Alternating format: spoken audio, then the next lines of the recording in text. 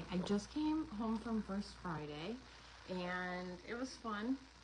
We were pretty busy-ish, but then it kind of rained and it was a little messy when it rained.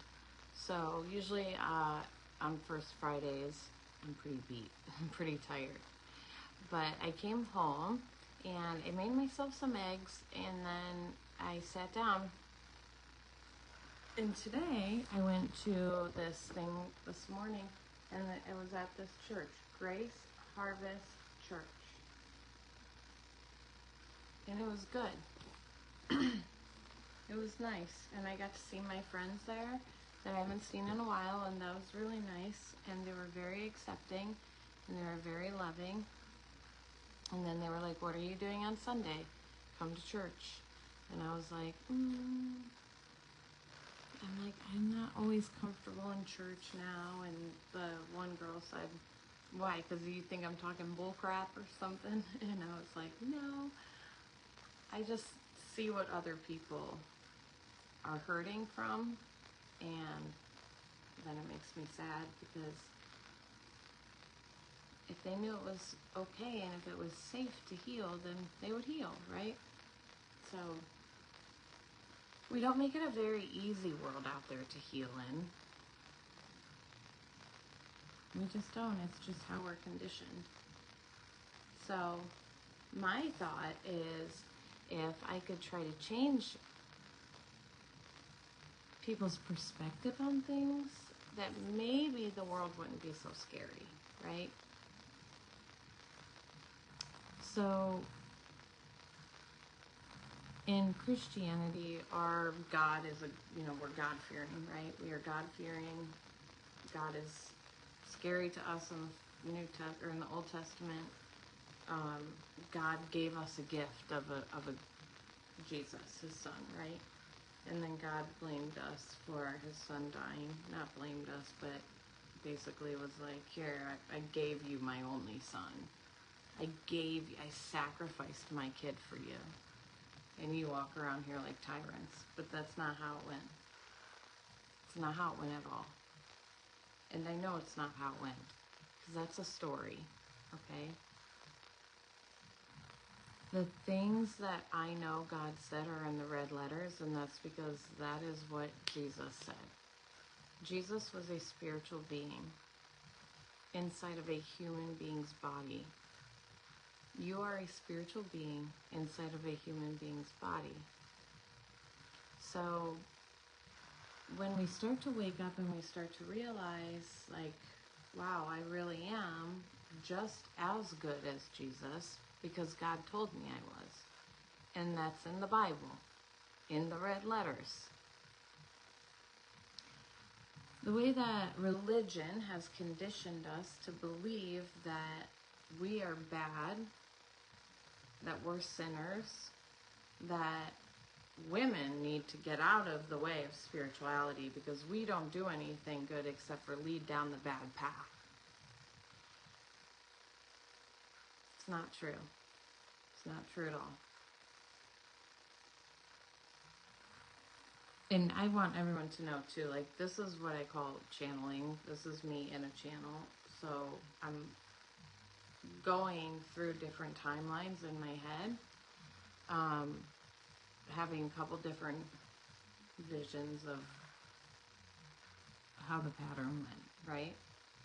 So, so here's Adam and here's Eve, and they're spiritual beings up there in the spiritual world with spiritual God, right? And God's like, "Hey,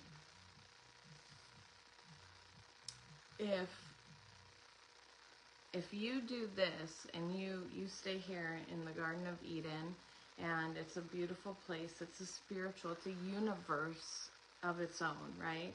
It's another planet. It's on a star, it's in another galaxy, whatever you want to call it, right? It's in the spiritual realm, like heaven. Everyone says, "Oh, heaven, up there." Well, okay, then so is the Garden of Eden, okay? So, the Garden of Eden is there. When, okay, okay, when Eve took the contract of, I want to go and be a spiritual being in a human being experience, that's when Eve grabbed the apple. And the apple is just a metaphor for the contract, for the life that she chose. God gave her a choice, and the choice was, if you choose this way, you're going to go to a place called Earth, and you're going to be in skin, and you're going to have to do this, this, and this, right? And sometimes my ears ring really, really loud. And it hurts. It's so wild. Okay. And then, yeah, so Eve just grabbed the apple, right? The apple, which is just a portal for the earthly world, okay? So they were spiritual beings. Eve just came in by being a human being. We came first because we spiritually lead. Females spiritually lead. We are the ones that are the divine. We're the ones that are closest to the Creator. Men are very close to the Creator as well. Women are divinely chosen to be spiritual leaders. Okay? Men are divinely chosen to be the protectors here. So we came in as partners, as coexisting here on Earth. Someone said to me today, like, well, what about Adam and Eve? You know, and they had kids, and they just kept going and going and going and going. Like, isn't that ancestral? And I'm like, so Adam and Eve were only brought here when Christianity brought them here. Like, in other religions, they've been here already. So, in other dimensions, people came here just like we traveled to America, right? So, in other spiritual realms, because we are spiritual beings, and you can't deny it, it doesn't matter if you believe in dark spirits or light spirits, we are spiritual beings inside of human being bodies.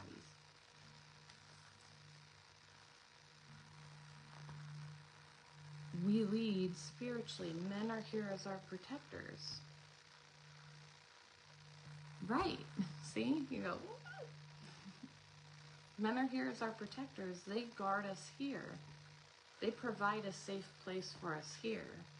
We are to lead by example in the spiritual world. Men are here to support us in keeping peace in the world, keeping peace within ourselves.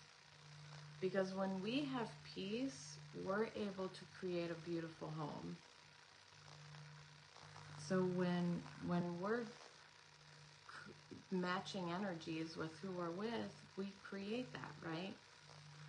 And so that's all that was. And then the different portals of the different, religions, it's like they were here already. So when we came here, we already had people here. It's not ancestral. It's not, whatever. And then everyone was being tyrants, because just like when people came to America and they started killing off the Indians, like that's what it was like when we started all to come into this portal of Earth, into this world that we chose. And that's what it's like. We come in and then we all start fighting, right? Because we're not supposed to be here. You're not supposed to be here. I'm not supposed to be here. Why are you here? Like, you're a different color. You don't look like me. You have different hair. You don't look like me. You have a different name, a different accent. Like, you're not supposed to be here. Who said? Who said? You created them. You create them. You create what is around you. So if you create hate for somebody, then the people that you hate are always going to show up. If you create love, all the people that you love will always show up.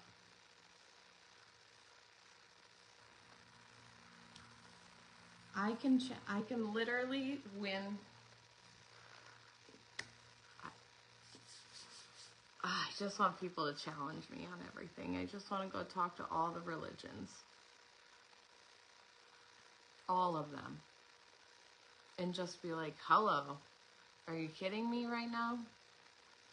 Do you really think that you're the most special being on this whole planet, right? That you have to hate everybody else? Why don't you just know you're the most special, and then you just pour love into yourself?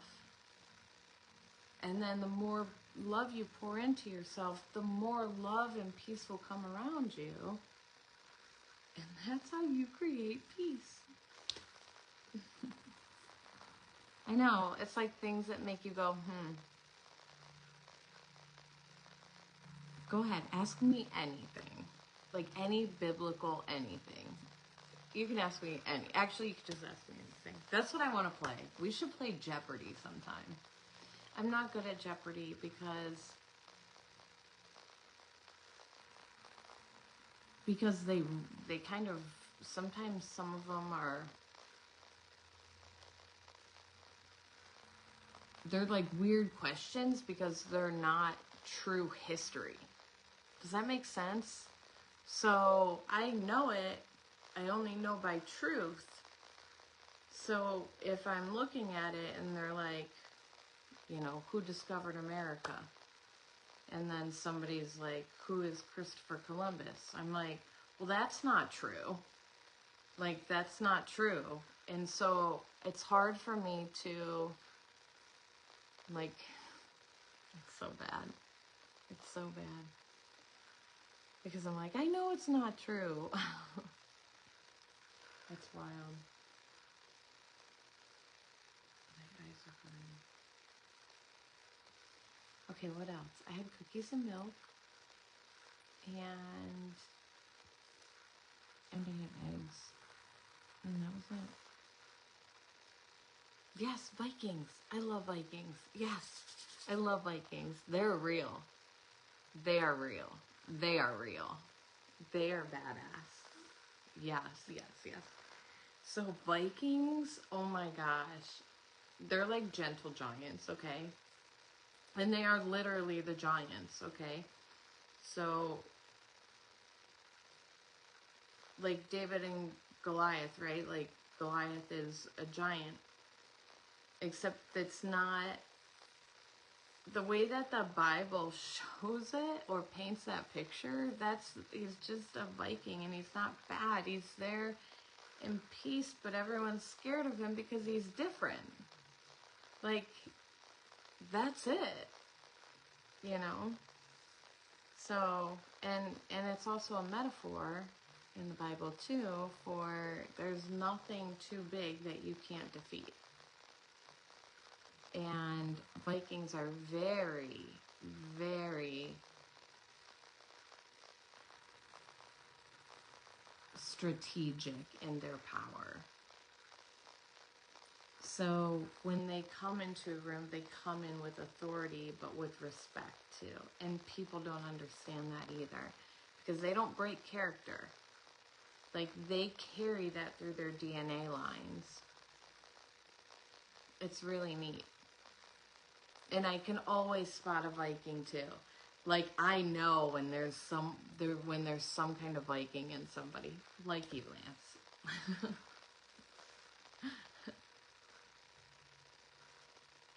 I don't even know what that is. What's a Valhalla? Okay, can I get like a thumbs up or something for that Viking explanation? Like, that was badass.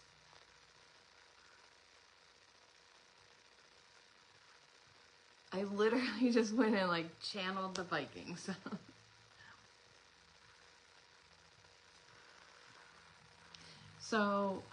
So this is my truth. It's like, here's the deal. We gotta bridge these gaps between like spirituality and biblicalness. Like, the Bible's a bunch of stories, and we all have stories, and they possibly are true stories. Except the things in it that people are telling you are supposed to be a certain way, it's not like that. And that's what bothers me, is like, I don't like the twists of the stories of the people.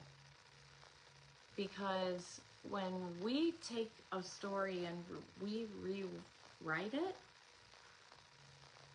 our emotions are brought out, okay? So in all the translations and switching the words to the new translations, those people who wrote those energies carried with those stories.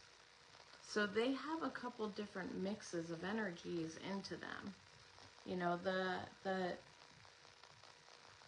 the book of Matthew, right? Like, I'm not good at the Bible because I look at it and I think, like, I love it. It's great reminders. It's great stories. There's great verses in it that keep reminding me that I am perfectly and wonderfully made, that I am loved by God. And then there's stories in there too that God isn't like that. Like, God doesn't want us to sin, right? Because it's not really sinning, like, you know, squirrels like to dance in front of 300. You think they do?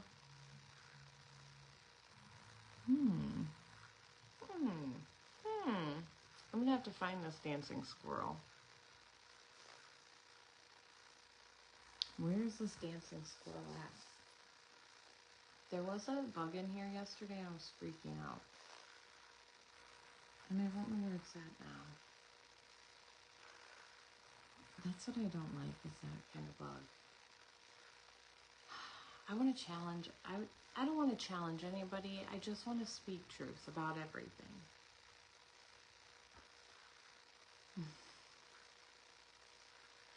We don't sin.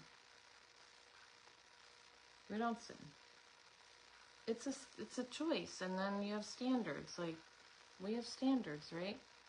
We're only hurting ourselves if we sin against those standards that we have. If we go against what they are, thou shalt not kill yourself.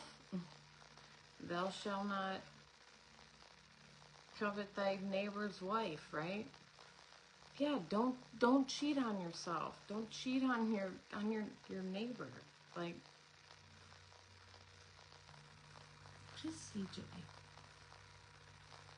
That's the squirrel's name?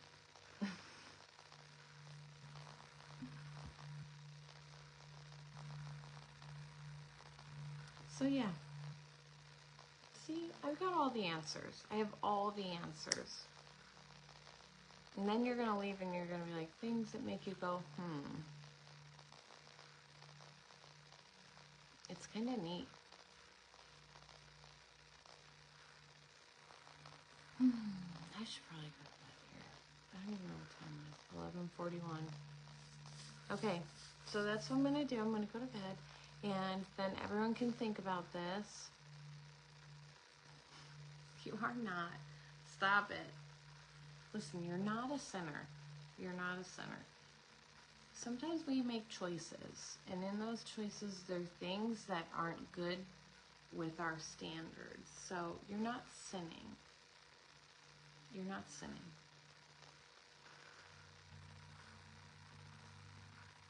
And then there's some, like, I know somebody made a poem one time, and it was like sin, Satan. I don't remember what it was. I'm going to have to find that poem, because I can't think of it now. It was wild, though. I don't even know. Okay, I'm going to go to bed, because it's been a really, really long day. And I'm super tired, and my throat hurts now from talking. So, goodbye. I love you. I'm going to bridge the gap between Christianity and spirituality, and nobody's going to have a choice because I only speak the truth about it. So, bye.